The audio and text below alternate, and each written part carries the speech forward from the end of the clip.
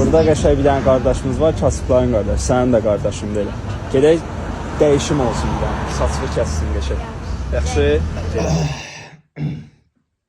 Əvvəla belə görüntü ancaq Azərbaycandadır. Yəni uşaq zibillikdə ailəsini dolandırmaq üçün nəsə yığır, satır, çörək qazanır. Bu ancaq Azərbaycandadır. Bu da ölkədə uşaq pulu vermirlər.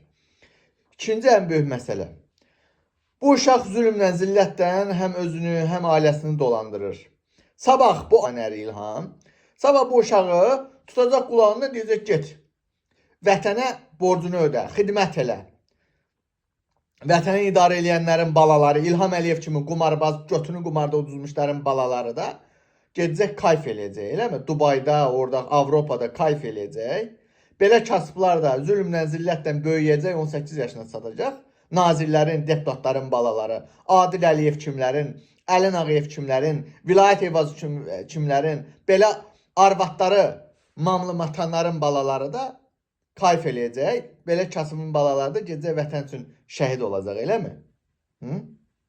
İlham Əliyev belə zülmlə, zillətdən 18 yaşına çatıb böyüyən uşaqları da aparacaq, müharibə oynayacaq, sizi Türkiyəyə verəcək, qaza gətirəcək sizi.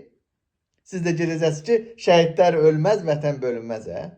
Biz vətən üçün vuruşduq. Tüpürüm o vətənə ki, ancaq orada kasıblar ölür. İlham Əliyevin uğrunda ölür. Bir oturun fikir verin də, bu nədir? Nə qədər Azərbaycanda belə ailələr var, zülmlə, zillətlə balaları böyüyür və yaxud da böyüdürlər. 18 yaşına çatdırırlar. 18 il vətənin yadına bunların balaları düşmür. Amma 18 yaşında olanda vətənin yadına torpaq qorumaq düşür. Soxasan belə yaşayışa. Mehriban Əliyeva, sən Süreyya Əliyevanın dilini götürün xalqı. Bir oturun fikirləşin də. Ancaq belə zülm çəkənlər gedir vətən qoruyur.